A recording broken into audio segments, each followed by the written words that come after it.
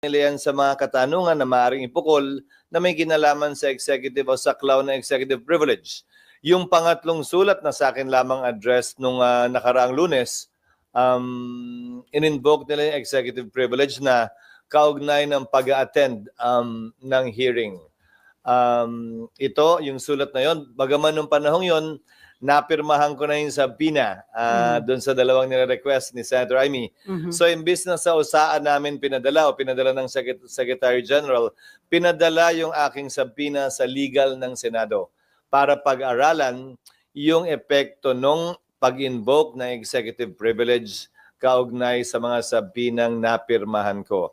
Sa ilalim kasi ng dalawang naunang desisyon ng Korte Suprema, tiyak ko naalala pa ng mga matatanda na rito sa Senado yon. Itago natin sa pangalang Hindi ako. Selly. Matatanda to. Yung Ermita case at yung Neri case, kung saan sinabi ng Korte Suprema na may kapangyarihan ng executive mag-invoke ng tinatawag na executive privilege kaugnay sa hindi lamang sa hindi pagsagot, pero pati na rin sa hindi pagdalo ng ilang opisyal ng executive department. Ang huling gusto kong mangyari, sa gitna at sa kabila ng napakarami ng kaguluhan sa ating bansa, ay dagdagan pa ito sa pamamagitan ng isang constitutional crisis kaugnay ng subpoena sa kabilang banda at invocation ng executive privilege sa kabilang banda. Kaya minabuti ko, bagaman abogado ko, na-refer ito sa aming legal department para sa karampatang rekomendasyon. Sir, about yung sub judice rule na isa sa mga binanggit ni ES. Hindi aplikable yon sa aking paniniwala at nakita ko rin yon sa sagot ni Senator Amy. Ang pagkakaroon ng kaso ay hindi rason o dahilan ayon mismo sa Korte Suprema na hindi dumalo o hindi sumagot sa mga katanungan ang sino mang iniimbitahan ng Kongreso kaugnay sa inquiry in aid of legislation. So sir, yung subpoena, pinapaaral nyo pa? Wala pang decision yung legal? Wala pa. Hindi ko pa natatanggap. Isa rin yun sa mga dahilan kung bakit bumalik ako dito ngayon. Dahil baka meron na at handa na sila at nang ma-actionan ko ang kanilang rekomendasyon. Pero so nung natanggap niyo yung letter ni ES, wala kang naging effort para i-discourage na Senator Amy na ituloy pa yung investigation? Wala. Sa katunayan, nagkausap lamang kami, palitan lamang kami ng text kahapon. Kaugnay dito, kaya nga dapat matapos tayo bago mag 10 o'clock. Kasi sabi niya, dapat matapos tayo. Pero sir, nag-reply ka pa doon sa letter ni ES? Hindi na? Hindi na. In-acknowledge lamang namin yung receipt ng letter niya. And then si Senator Amy, may sulat siya kay ES Bersamin hoping na i-reconsider yung decision na wag payagan yung mga cabinet members na invited. Kasi ang sabi niya, may mga new pieces of information na gusto niyang masagot. So ito ba'y sayang na pagkakataon para masagot yun ng mga cabinet officials? Palaging sayang na pagkakataon yun. Pero yung mga tanong naman na pwedeng maipukol ngayon sa hearing kung talagang hindi sila dadalo, ay pwede pa rin naman sagutin ng mga cabinet members kung ito hindi lalabag sa executive privilege. Dito man sa pagdinig o sa ibang pagkakataon o sa iba't ibang interview na maaari nilang gawin. Hindi ibig sabihin may tinatago, sir? Para sa akin, hindi rason yun para sabing may tinatago dahil sinagot naman lahat ng tanong nung nagdaang hearing. Ngayon kung may mga panibagong tanong, magandang maipukol yun sa pamamagitan ng hearing na ito, hindi man sa pamamagitan ninyo ng aming mga kasamaan sa media kung sila ay sasagot sa mga katanungan yon. May nilabas na initial finding si Senator Amy Marcos para sa Malacanang, comprehensive na yon. Do you think hindi, pero sabi ni Senator Amy, yung one hearing is not enough? Hindi para sa akin na sabihin sapat yon o hindi sapat yon, pero klarong preliminary lamang yon. Ni hindi pa yan pinagbobotohan ng mga miyembro ng komite, ni hindi pa yan pinagbobotohan sa plenaryo para sabihin yan nga ang findings ng Senado kaugnay sa bagay na ito. Sir, sabi niyo, sana itong hearing ni Senator Amy wag makadagdag doon sa divisiveness o pagkakawatak-watak. Doon sa nangyari, sir, anong tingin niyo? Na-address ba yun o nakadagdag lang? Sa unang hearing, sa pananaw ko, hindi naman nakadagdag dahil ayon mismo kay Senator Bongo, ang pinakamalapit na siguro na kaibigan, dating katrabaho ni dating Pangulong Duterte, kumpara sa ibang mga senador ngayon. Siya na mismo nagsabi na, ano ba yung ginamit niyang salita? Too late the hero ba? O move on na? O parang in not so many words. So, tingin ko, papunta naman na tayo doon. Ang pagtanggap habang dinidinig ang iba't ibang kaso kaugnay nito. At gayon din, habang dinidinig ng ICC ang iba't ibang petisyong iahain ng mga abogado ni dating Pangulong Duterte. So yung hearing today, sa tingin nyo, may mangyayari pa kung wala naman ni isa sa cabinet members yung dadalo? Ayokong pangunahan dahil may mga eksperto din yata inimbita si Senator Amy. May ilang resource persons din siya na alam ko'y dadalo. So maaaring magamit yung oras ng komite doon sa mga resource persons na yun. Pero si BP Sara mukhang naka-move on na. Pasalamatan pa nga niya ang Pangulong Duterte. Si PBBM for allowing her and their father not to mend the relationship. Yung the father-daughter. Well, naniniwala ko na lahat ng bagay sa mundong nangyayari may dahilan at may kaparaanan. Lahat ito'y naaayon sa kaloob ng Diyos at may rason at dahilan ito. Kung sa tingin man natin na hindi ito nakabubuti, darating yung panahon, tulad marahil ngayon, na magbibigay ito ng kabutihan sa buhay ng isa o ng ilan. Any related question before the other topic na? Okay. Si Emma. Request for subpoena? Para kanino? Ay, sorry. Para kanino po yung request for subpoena?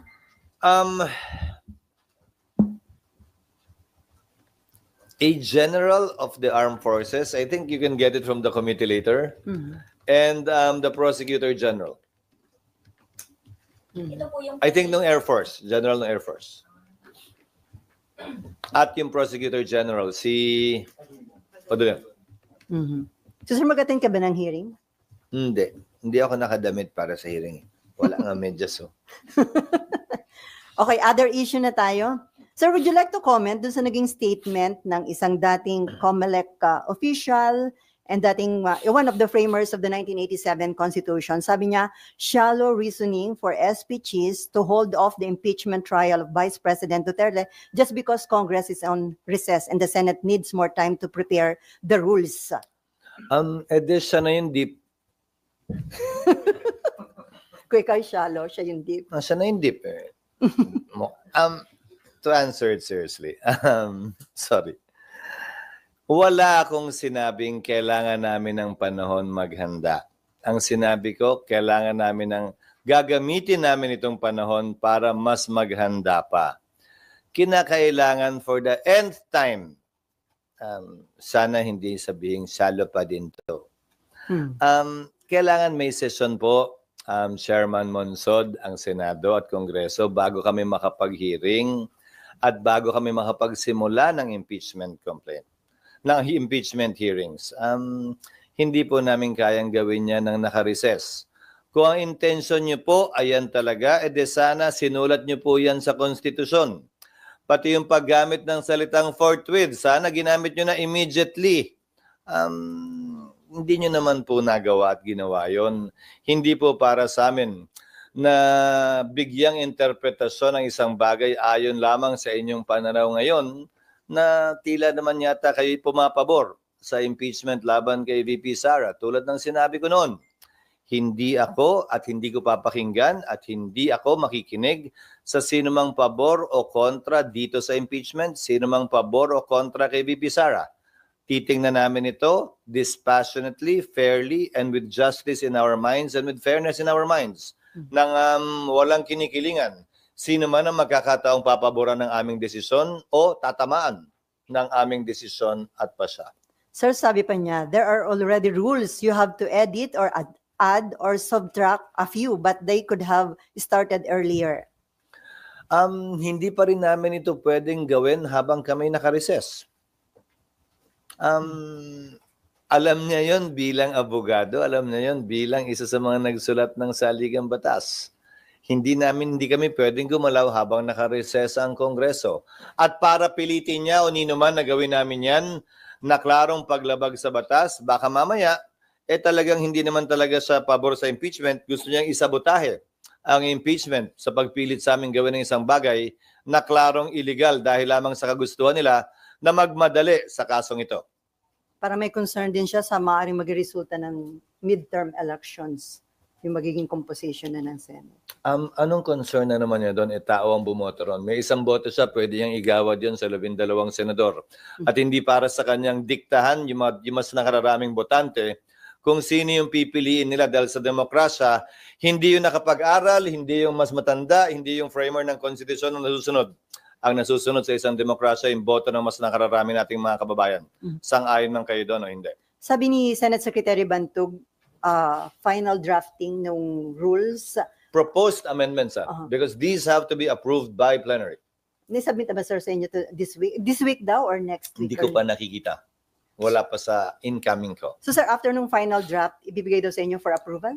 Bibigyan namin, i-review ko lang, tapos bibigyan namin ng kopya lahat ng miyembro ng Senado para mapag-aralan nila habang recess, para pag nag-resume kami ng June 2, medyo may ideya na sila kaugnay ng boto at posisyon nila sa mga panukalang pagbabagong yon, o kung sakasakali, kung meron din silang sariling mga panukalang pagbabago sa rules na kailangan pagpasyahan at pagbotohan ng plenaryo ng Senado in open session. Sir, dun sa other issue na tayo, sa parang statement ni AFP Chief of Staff Browner na dapat na mag-prepare ang ating mga military dun sa possible invasion ng China sa Taiwan. Do you think? Iklaro natin, napakinggan ko rin yung kanyang statement, iklaro natin yung kanyang sinabi. Hindi niya sinabing dapat maghanda tayong makilahok sa gerang yon. Ang sinabi niya ay dapat maghanda tayo dahil merong mahigit 250,000 Pilipino sa Taiwan na maaaring kailangan nating ilikas kung mangyayari yon. Yon ang papel ng sandatahang lakas na binanggit niya. Doon sa parte ng speech niyang nakita ko, wala naman ako na uninagan na sinasabi niyang dapat maghanda tayo na makilahok sa gerang yon kung mangyayari man ang paglusob sa Taiwan ng bansang China. So dapat iklaro, sir, baka mag-cause ng unnecessary fear. Para sa akin, klaro naman siya eh. Yun yung napanood ko eh. Unless may iba pa siyang speech maliban sa napanood ko. Mhm. Pero sir, ang mas dapat na preparation ng government, yung tiyakin yung safety and welfare ng mga napakarami nating kababayan sa Taiwan. Tama po yun. Kung sakasakali mangyayari yan, dapat may contingency plans na tayo kung paano sila ilikas o evacuate tulad na lamang ng nangyari. Kung maalala nyo, nung sumiklaban digmaan o civil war sa bansang Syria, kinailangan natin mag-adapt ng iba't ibang contingency measures para matiyak ang kaligtasan ng ating mga kababayan ng katrabaho doon at kung paano sila mailikas mula sa mga delikadong lugar at maibalik sila sa Pilipinas doon sa mga gustong bumalik at ma-relocate sa iba't ibang parte ng Middle East yung mga kababayan natin mula sa mga lugar na may kaguluhan sa bansang Syria. So, Yan ay trabahong dapat gampanan ng DMW at gayon din ng DFA. At dahil malapit lamang naman ng Taiwan sa Pilipinas, marahil ng Coast Guard at ng Armed Forces dahil may kakayahan tayo na talagang sunduin sila. Kung may window na makikita na hindi tayo mahihila sa anumang kaguluhan na pwede o posibleng mangyari sa lugar na yun. so sir, dapat ba maging maingat sa mga binibitawang statement dahil baka tayo parang ang dating nakikialam or... Sa akin, maingat naman yung pagkakasabi ni General Bronner. Kaya lang, porkit naka-uniforme siguro nagsasalita, porkit sinasabi maghanda kayo, ang automatic o agad na iniisip ng marami sa ating mga kababayan ay gera na. Subalit, klaro, sa aking pananaw, yung kanyang mga binitiwang salita. At naging maingat naman siya sa kanyang binitiwang salita, kaugnay ng kanilang mandato sa kaligtasan at paglikas ng ating mga kababayang nagtatrabaho sa Taiwan. Mhm. And then, related dun, sir, inapprove kasi ng US yung bibenta sa atin na about $5.58 billion na F-16 fighter jets. Pero yon nagbantaho yung China sa paring maging effect sa regional peace. May basihan ba yung threat na yun ng China? Wala. May kapangyarihan at karapatan ng bawat bansa na palakasin, paigtingin at tiyakin ang kanilang seguridad at pagdepensa sa sarili. Tayo'y may karapatan din tulad ng ibang bansa, kaugnay niyan. At ang pagkakaroon natin ng ganitong uri ng mga armas ay hindi naman para lumusob o matake, kung hindi para depensa ng ating bansa. Klaro at maliwanag yan. Bakit? Nung bumibili ba't gumagawa ng armas sa iba't ibang bansa, sa Asia man, sa Europa o sa Amerika, nagreklamo ba tayo? Tinuring nating karapatan din nila yon. At hindi natin inisip na ito'y pwedeng gamitin laban sa atin. Ganon din sana ang iniisip ng bansang China. Ito'y para sa depensa ng Pilipinas at hindi para umopensa laban sa sinumang bansa. Pero kasabay nito, hindi ko nakita sa mga pahayagan ngayong umaga, pinatawan din ng Amerika ni Pangulong Trump ng 17% tariff ang Pilipinas. Ang export ng Pilipinas sa bansang Amerika ay humigit kumulang $14 na bilyong. isa sa 6 na ine-export natin ay nagpupunta sa Amerika. $1 out of $6 of our exports goes to the United States. So may epekto ito, tiyak ko, sa ating bansa. In fact, ang Amerika, ang isa sa mga bansang meron tayong trade surplus. Mas malaki ang ine-export natin sa Amerika kaysa ini-import natin mula sa Amerika. Ang trade balance ay tinatayang nasa mahigit 4 na bilyong dolyar kada taon noong 2024. Ngayong taong ito, $1 billion ang halaga ng exports ng Pilipinas ngayong January lamang. Pinakamalaki kumpara sa mga ibang bansa. Kasama na ang Japan, China, at Korea. So may epekto ito. At inaasahan ko ng ating economic managers ay nakahanda na sa ganitong posibilidad dahil makailang buwan naman na mula nung nanalo si Pangulong Trump. Panay na ang sabi niyang papatawan niya ng tarif ang iba't ibang bansa sa mundo. Hindi naman siguro tayo immune din dito. At inaasahan ko na may karampatang aksyon na gagawin ang ating economic managers na pwedeng irekomenda sa ating Pangulo kaugnay sa bagay na ito. Sa ilalim ng ating saligang batas at batas, kapag ka nakareses ang Kongreso, pwedeng amyendahan ng Pangulo ang ating Tariff and Customs Code. Hindi lamang niya pwedeng gawin yan kapag ka may sesyon ng Kongreso kung saan batas ang kailangan. Subalit kung nakareses ang Kongreso tulad ngayon, pwede yang gawin by mere executive fiat ng Pangulo. Kaya ang aking hiling siguro at panawagan sa ating economic managers, anumang planong paghahanda nila kaugnay nito, sana i-set in place na nila upang hindi gaanong maapektuhan yung ating mga export at import ng goods patungo at palabas ng Amerika. So dun sa naging decision na yun, sir, ng US President Trump, dapat amyandahan, sir, yung Tariff and Customs Code natin? Kung yan ang balak gawin ng economic managers, ang ginawa ng mga ibang bansa, nung pinatawan sila ng Amerika, pinatawan din nila ang Amerika. Gumante. Yun ang masama sa pagkakaroon ng tarif o pagpataw ng tarif. Nakikita na natin yan. Nagagantihan. So tumataas tuloy yung cost of goods worldwide. Ang tanong ko, yan din ba ang gagawin ng ating bansa? At kung magpapasya silang gawin yan, sinasabi ko lamang, may kapangyarihan ng Pangulong gawin yan dahil recess ang Kongreso. Hindi kinakailangan ang batas na ipasa ng Kongreso para amyendahan ang ating Tariff and Customs Code. Dalawa lamang naman ang posibleng ayon sa mga eksperto. Dalawa lamang naman ang pwedeng gawin. Una, bawian mo ng tarif. Pangalawa, i-devalue mo ang iyong currency para hindi magkaroon ng ganong kalaking epekto yan dito sa bansa. Hindi ko alam kung anong strategiya ang gagawin ng ating economic managers. Sir, hindi ba option? Maghanap na ibang bansa na doon pwede tayo kung ano yung mga products? Ang problema, hindi ganun kadali maghanap ng ibang bansa. Pangalawa, karamihan ng mga goods na yan ay on the way na. Kung pinataw yan at immediately effective yung mga tarif tulad ng ginawa niya halimbawa sa Canada at sa Mexico, even if it is in transit, pagdating doon, yun ay tatamaan nun. Yun ay matatamaan nun.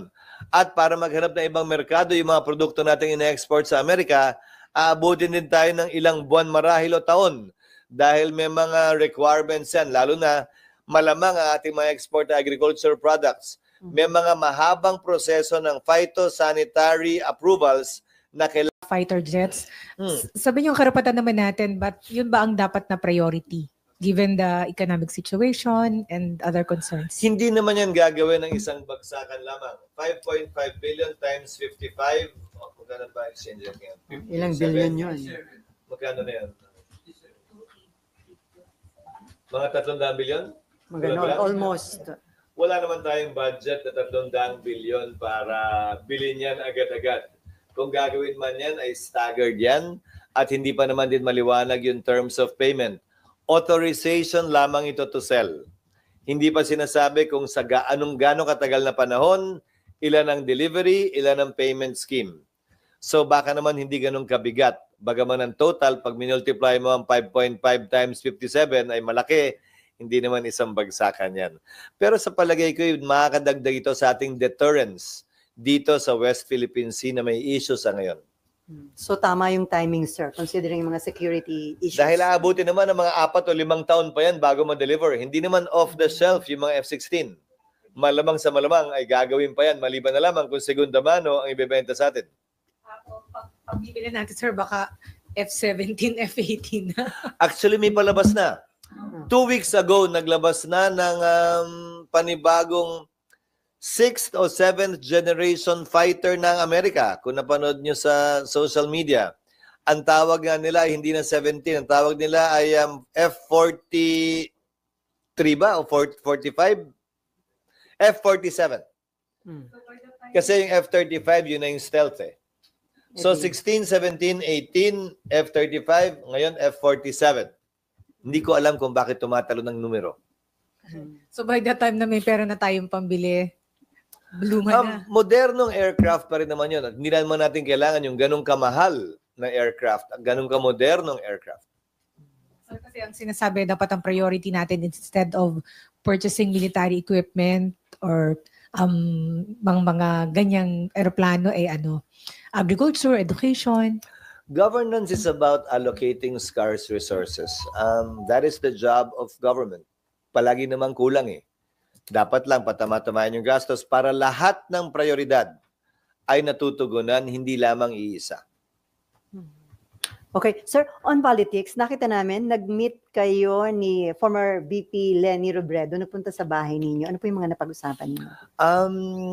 Usually naman kasi nagbe-benchmarking si Vice President Leni sa Sorsogon bago siya pumasok ng pagiging mayor ng Naga City.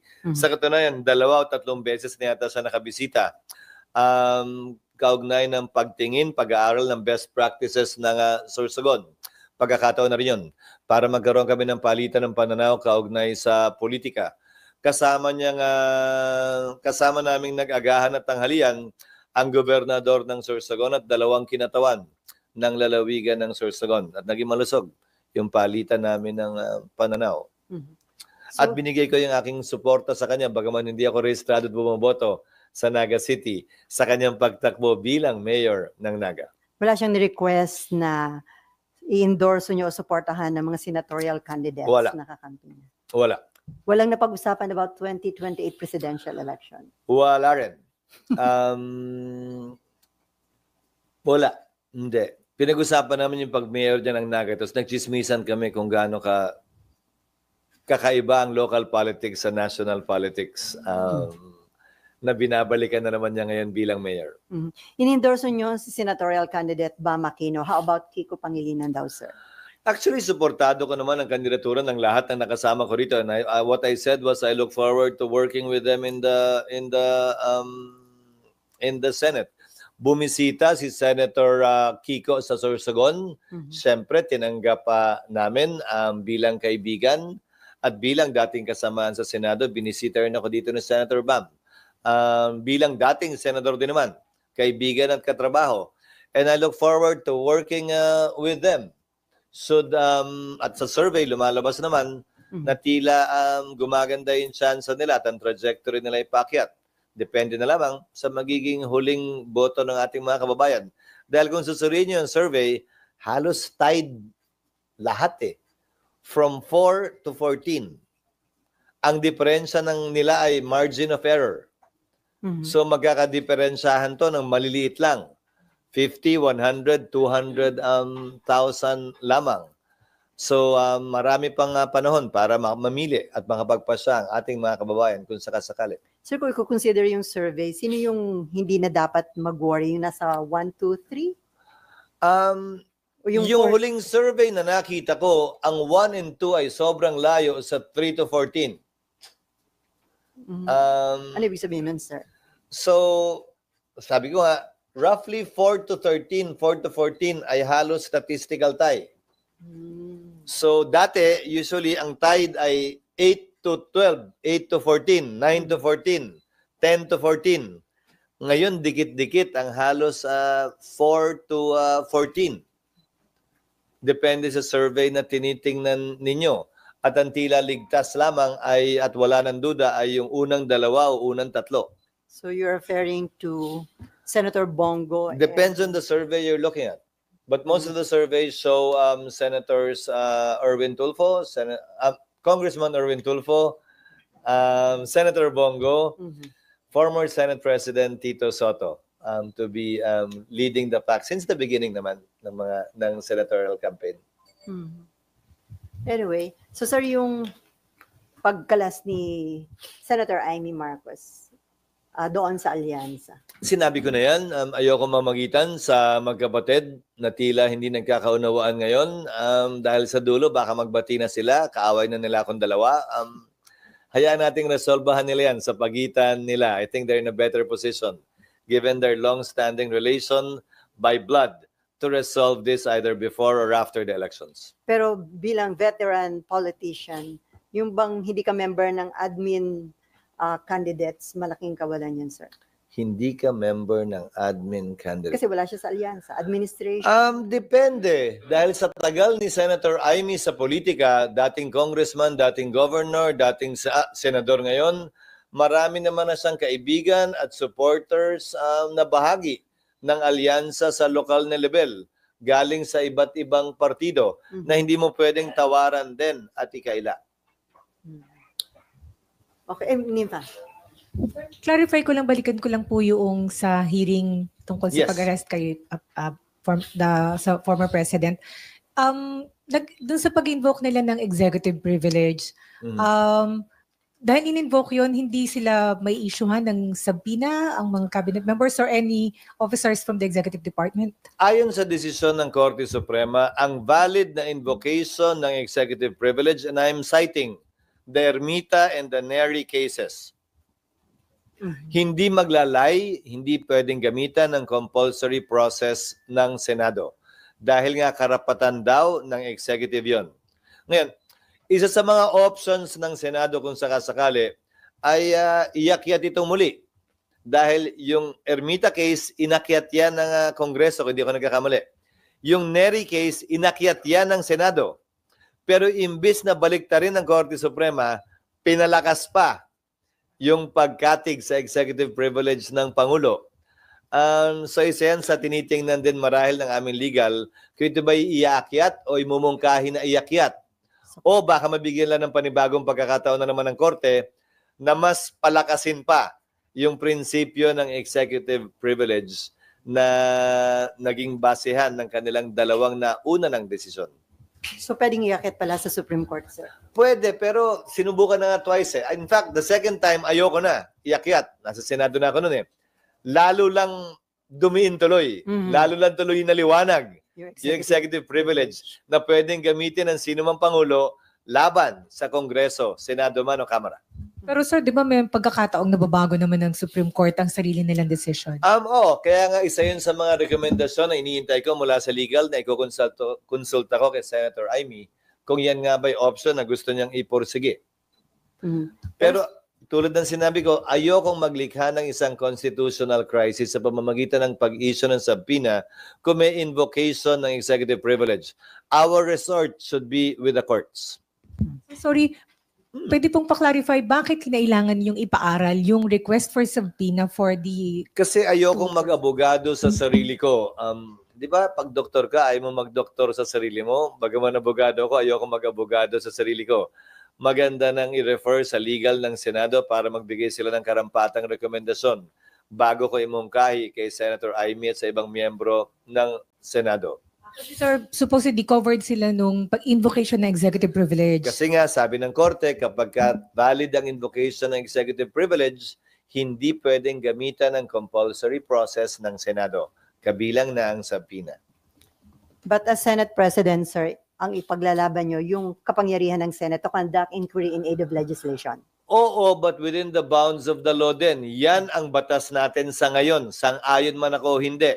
Klarong hindi ako sang-ayon sa ganitong binabang desisyon ng Korte Suprema sa Neri at saka sa Ermita. Subalit, sang-ayon man ako, hindi.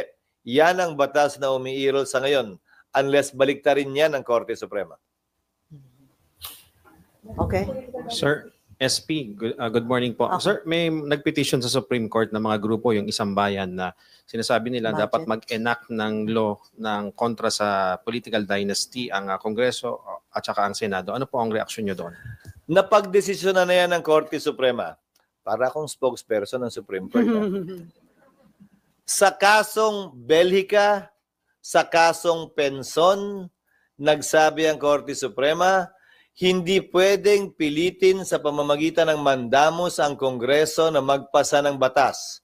Political question ang legislative process. Ayon sa Korte Suprema. Dagdag pa dito, sa Penson case, sinabi ng Korte Suprema na hindi pwedeng gamitin ang mandamos laban sa Kongreso para pilitin ito magpasa ng batas. Anumang uri ng batas, anumang klaseng batas. So kung sa executive privilege ay tila kinakatigan ng Korte Suprema yung kanilang mga naunang desisyon, pues inaasahan ko kakatigan din ng Korte Suprema yung mga nauna nilang desisyon na nagsasabing hindi pwedeng gamitan ng mandamos ang Kongreso kaugnay sa pagpasa ng anumang panukalang batas.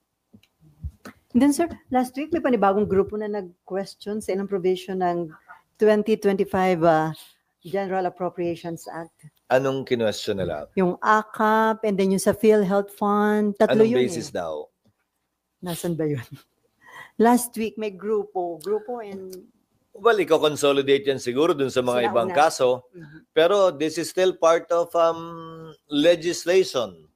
Tama man o mali, hindi korte sa aking paniniwala ang remedy para iwasto yon. Amendment sa batas ang kinakailangan. Supplementary budget ang kinakailangan. Pero kaugnay ng PhilHealth, hayaan yung sagutin ko na muna yon. Hindi ba nila nakita at nabasa? Nagdagdag ng benepisyo ang PhilHealth nung napalitan lamang yung head ng PhilHealth. In-increase yung coverage sa iba't ibang ospital. In-increase yung coverage ng iba't ibang sakit. Yet, without the additional subsidy. Dahil yan naman ang sinasabi namin noon pa. Ang problema ay hindi dagdag subsidiya. Sobra-sobra ang pera ng PhilHealth. Ang problema ay nasa namumuno ng PhilHealth. Kaya nga nung napalitan, nadagdagan agad yung benepisyo nang walang karagdagang budget na ginawa o binigay ang Kongreso.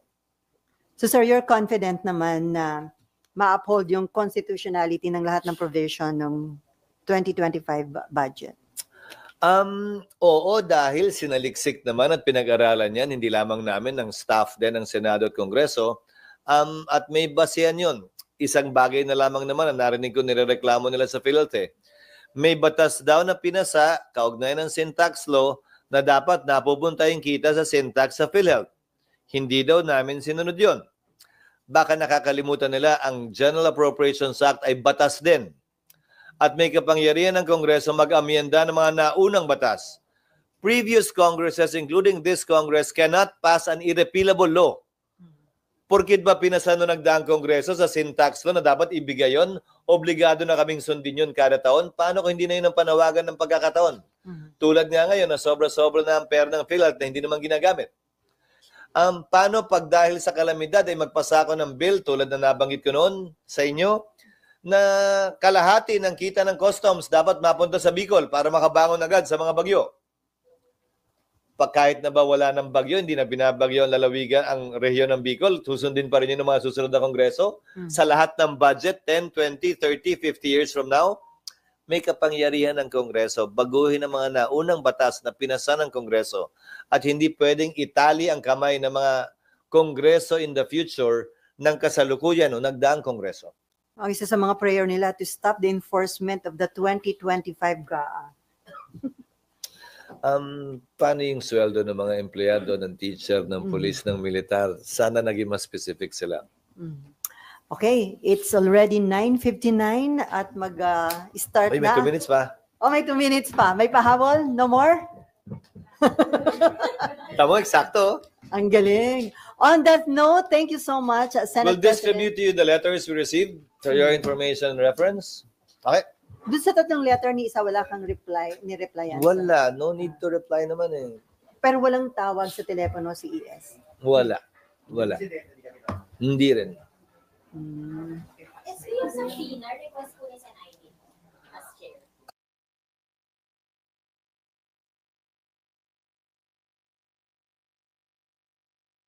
That's how it's done. Hindi naman galing sa akin yun. Ganun. Subpoena is usually requested and signed by the, di ba,